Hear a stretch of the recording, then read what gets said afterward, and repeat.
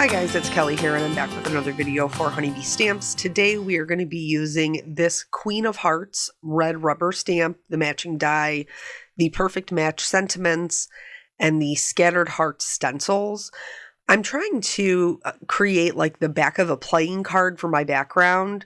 So I pulled out some of these two. One of them is the lattice, and then these are the kaleidoscope, and what is the other one? Maybe clover? I'm not sure. I'll link them below. But anyway, I think all of those would mimic the back of a playing card really nicely. I was happy with the way that mine came out. So this particular stamp is done in red rubber.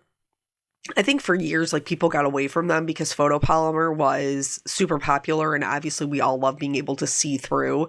And photopolymer became popular, like, before we had stamp positioners. Well, that's not true. I had the Fiskars stamp press and a Stamp-O-Majig, but none of them worked as well as this. But anywho, you can get so much more detail in a red rubber stamp that some companies have gone back to using them, which I love. So this one, while it looks like it's one full piece, and that is how I am stamping it, all of these elements can be separated.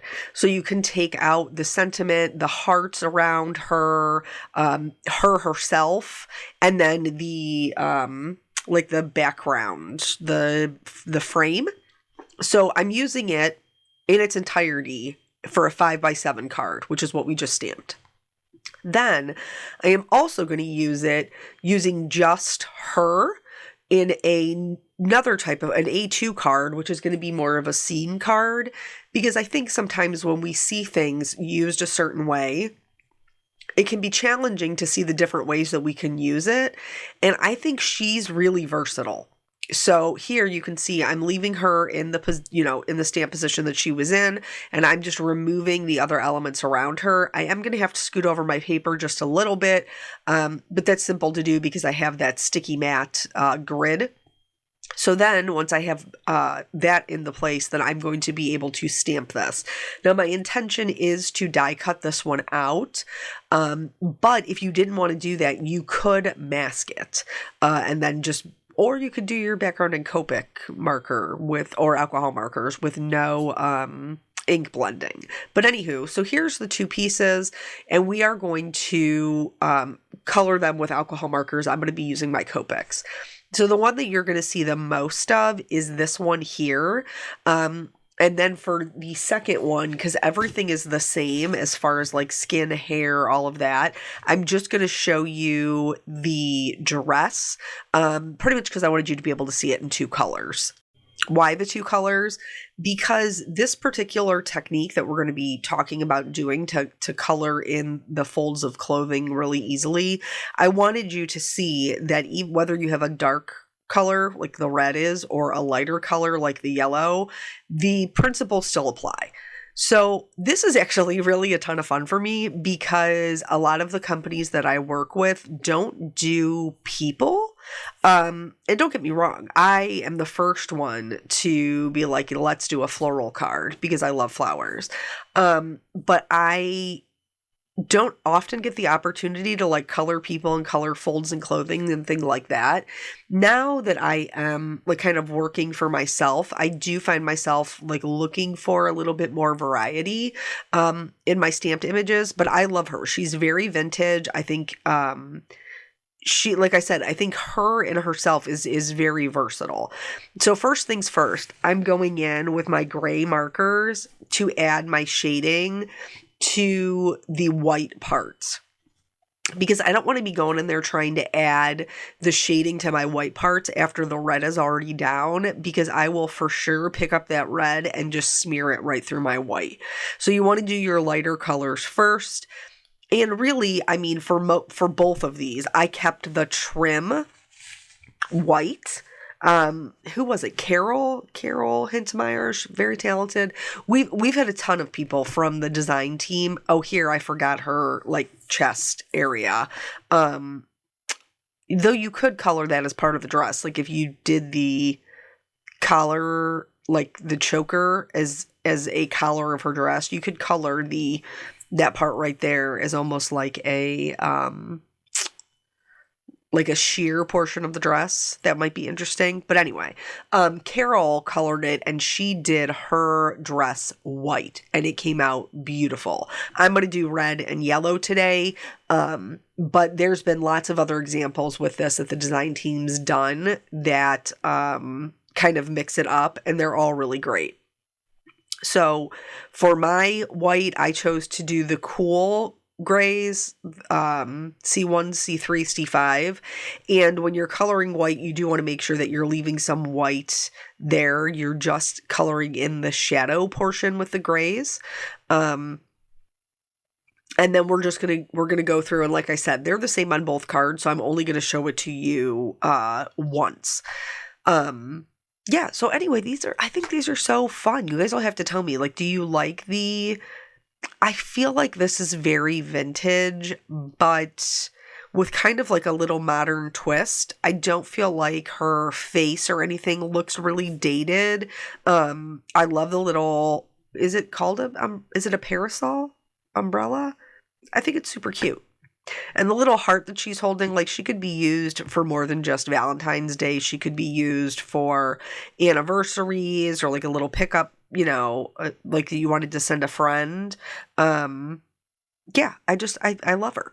So getting into the dress here a little bit, I did it in different sections. So I did her sleeves and the top portion of her dress and the heart all at the same time. And then I can't remember if I did her skirt and then the umbrella, but it will be one or the other.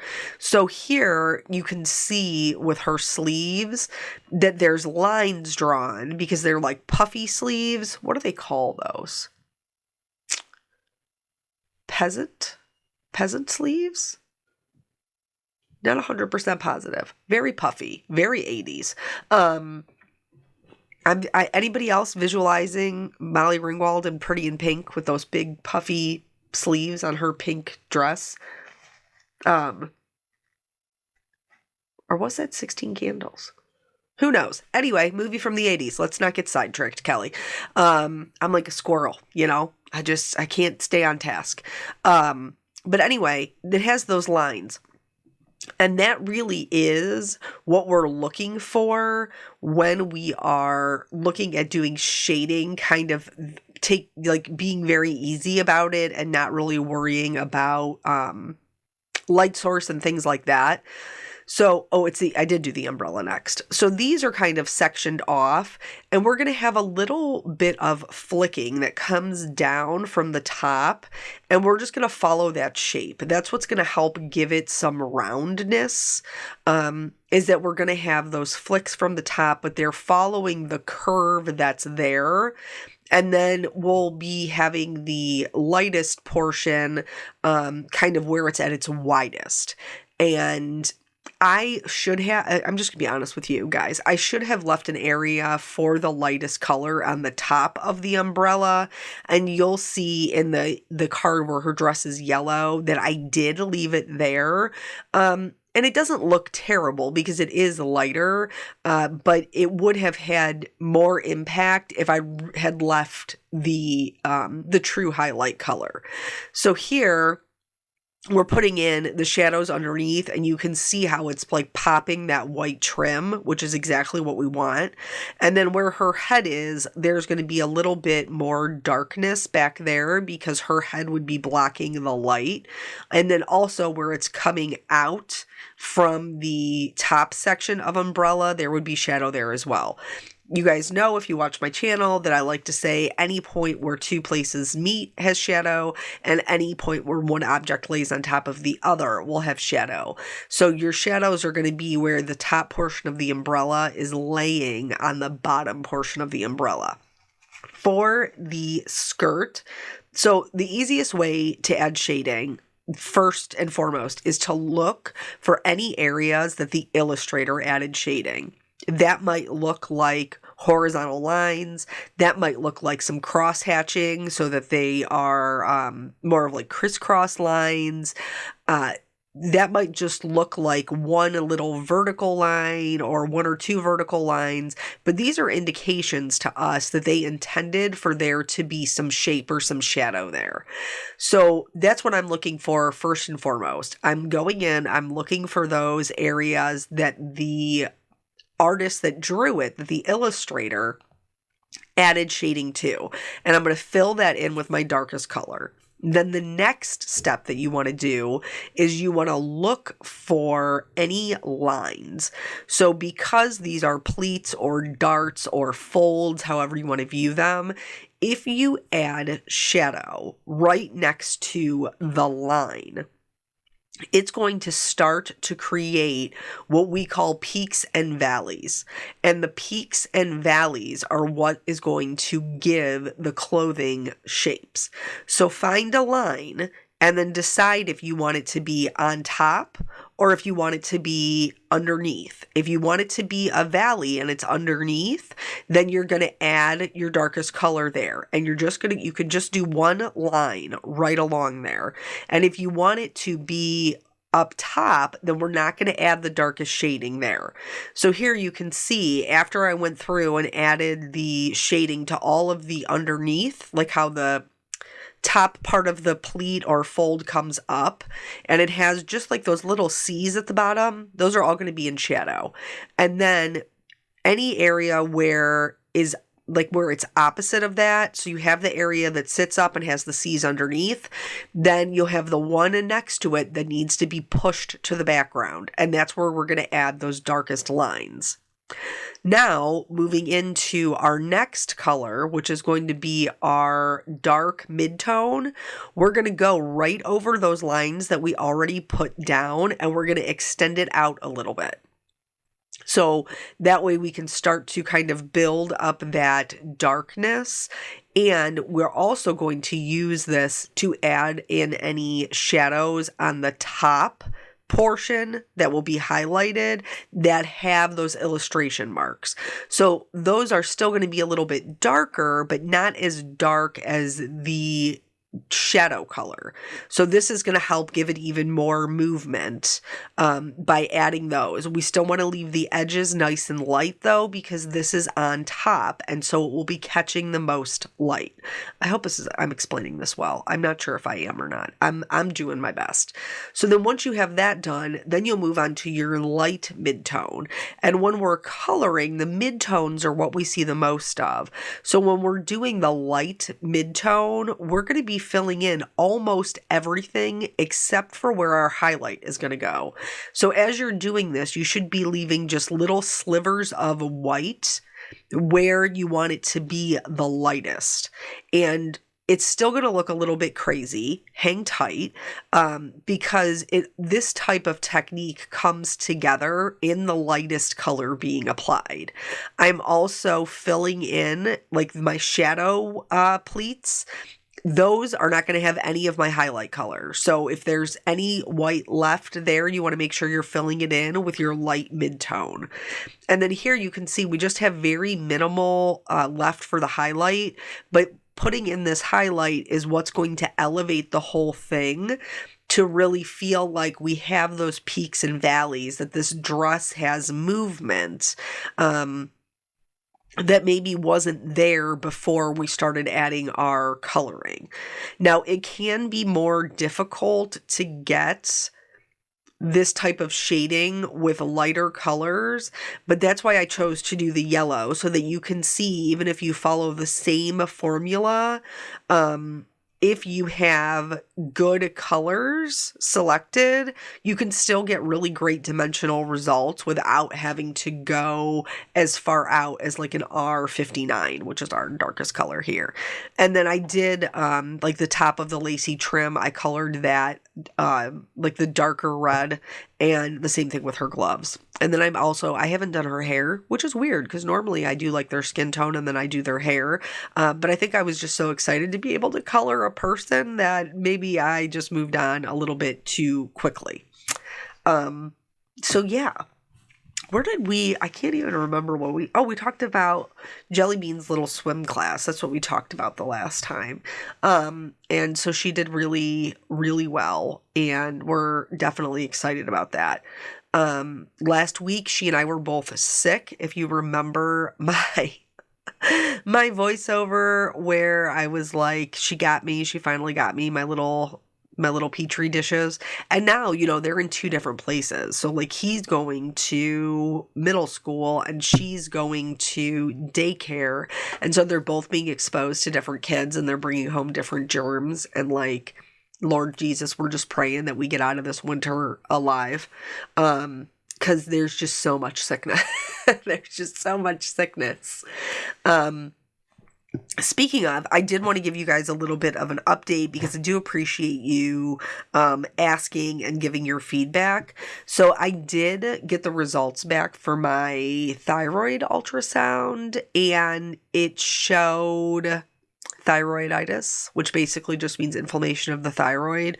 And so then I had to go do more blood work, which, I mean, I think I've shared this with you guys before. I am afraid of needles. Like, if I already have anxiety. Like, come on. I have super high anxiety.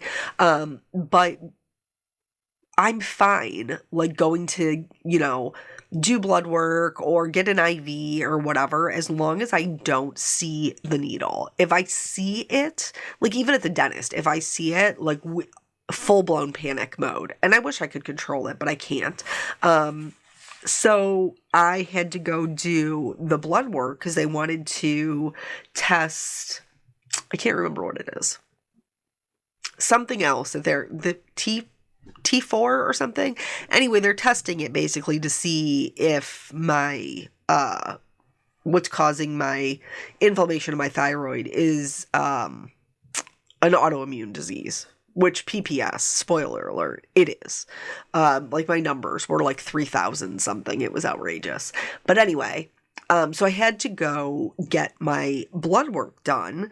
And because of the bitter cold that we have all been experiencing, Peanut unexpectedly had off school. So, like, we had off for Martin Luther King Day, and then the next 2 days, they called off school because of the extreme cold, which I was laughing today with a girlfriend about it. Like, and I'm not one of those people who's like, oh, well, this is the way that we always did it, so this is the way it should always be.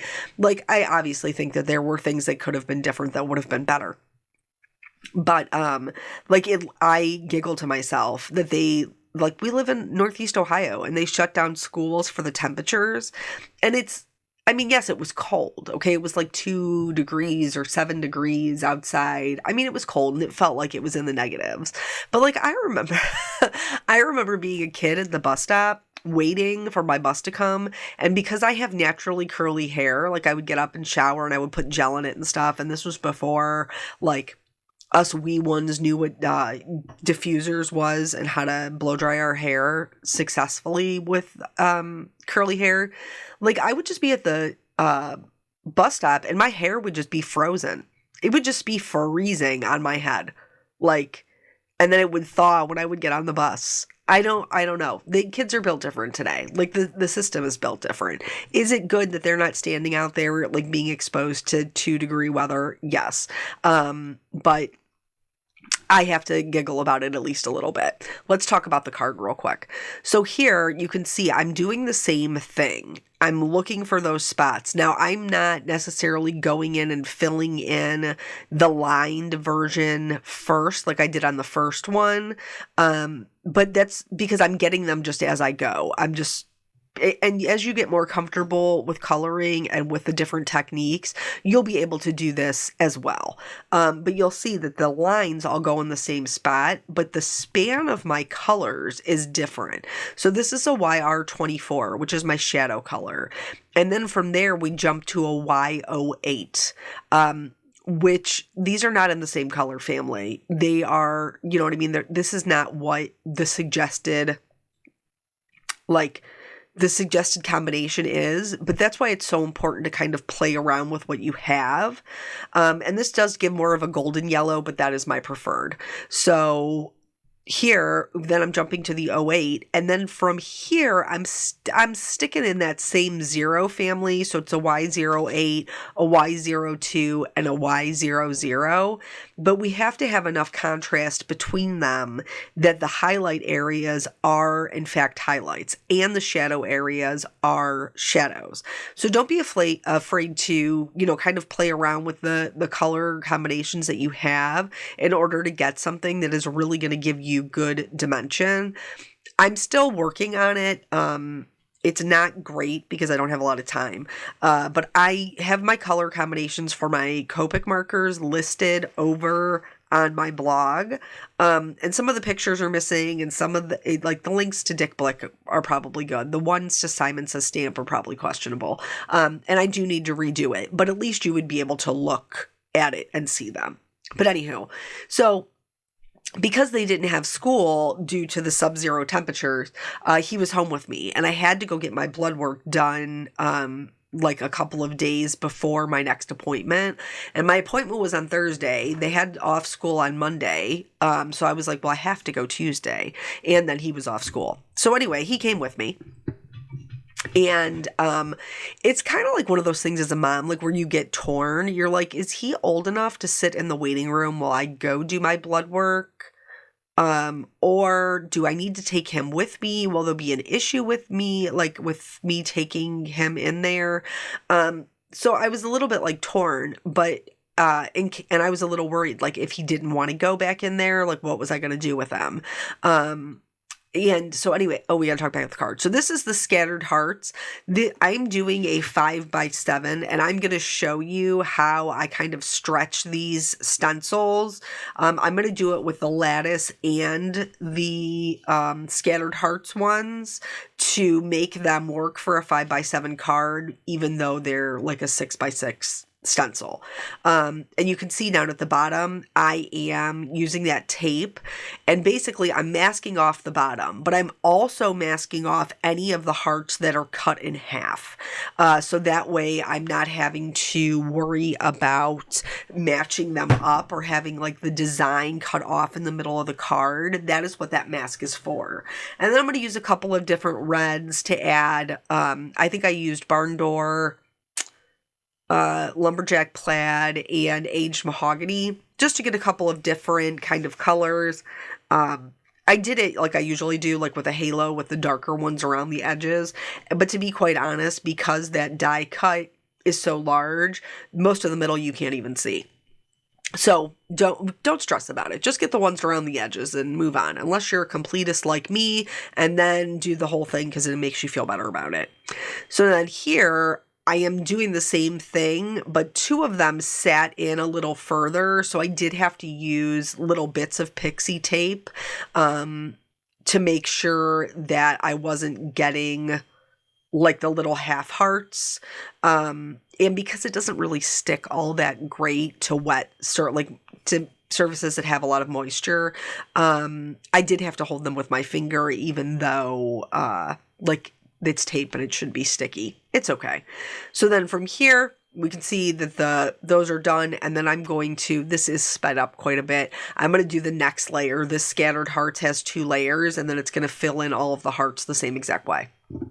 So anyway, we get there, we go to registration, get my stuff, and then I go, give them my paperwork over in the lab, and they call me back, and I'm like, do you want to go? And he was like, yeah, it's fine. And I was like, okay. So and they didn't have an issue with it. So he sat next to me, and I was like, listen, there are some people that seeing blood or looking at blood or whatever makes them a little sick to their stomach. So if you don't if you start to feel yucky or whatever, just look away. And I tell the nurse, like I usually do, hey, I have a fear of needles. I'm good as long as I don't see it. And she was like, okay, that's cool. Just look to your left, which he happens to be looking at Peanut's handsome face the whole time. Let's go back to the card. So here, this is the lattice one. And I'm going to do the same thing. I'm only using one color. This is Worn Lipstick, because I felt like it matched her dress really nicely. And it's going to give me that kind of plaid that you see on the backs of playing cards. But you'll notice I'm not going all the way down to the tape for this one. And it's because it's filling in quite a bit of the empty space. And so I don't want to have to worry about them being darker where they're meeting each other. So I'm leaving it nice and light at the bottom where I'll be able to move the stencil down and it'll still match up. But I'm not having to, it's not stopping completely straight across at that mask. It's a more gradual end, and that means it's easier to blend them in to create the entirety of the design all the way down. And you'll see that here when we remove it, and it looks like one good solid piece. I feel like it's a cute little Valentine playing card kind of feel. And then I am going to die cut out this one. Now, like I said, there are die cuts for every single one of these pieces, just like all those pieces are separate stamps, but I'm just going to cut it out in its entirety because that's how I intended to use it. Then I will use the one that's just the girl with the yellow, and that will cut this one out in order to be put into our scene. Our scene is super, super simple. Like, we're not doing a whole lot. We're putting a little bit of a blue sky, a little bit of some green grass, and then we're going to put in a couple of little shrubs with our marker and some grasses. So anyway, so I'm looking at Peanut the whole time, and I was like, if you start to feel sick to your tummy or whatever, like, just look away, let mommy know. And he was like, no, it's fine. And I'm like, okay. So we, did our things or whatever, and he sat there and had conversation, and like it didn't even bother him. And I was like, wow, like good for him, because I'm going to tell you that like I vividly remember a time that I was an adult. I was working for the police department at the time. Like I was grown, y'all. That my mom was trying to open, what was she trying to open? It was like a curling iron or something in the hard plastic, and she was trying to open it with like an X-Acto knife, and it slipped and she cut her finger. Makes me nauseous even just talking about it.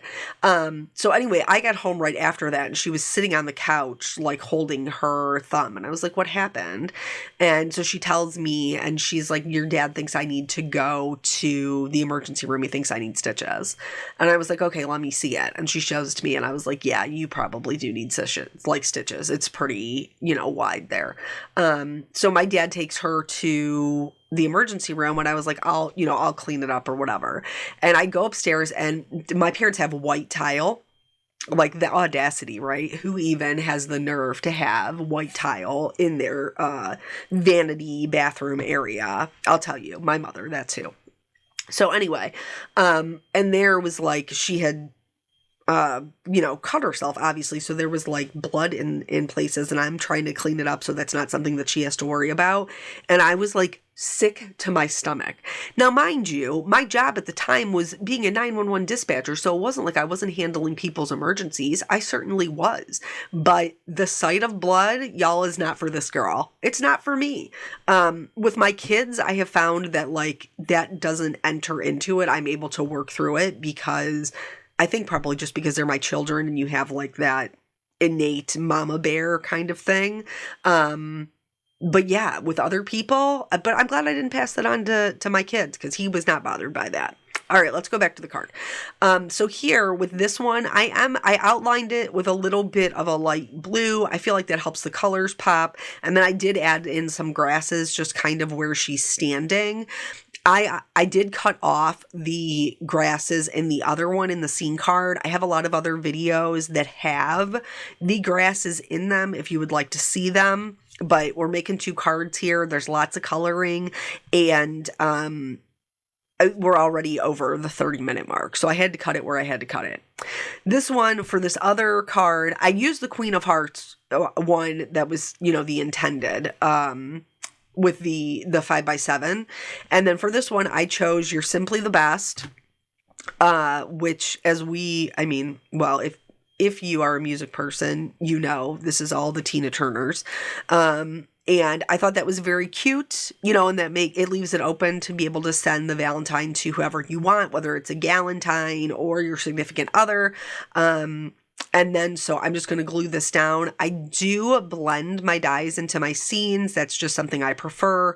I don't like the kind of, what do we refer, like the sticker look of having the white outlines. That's not for me. So I do blend mine into my scenes.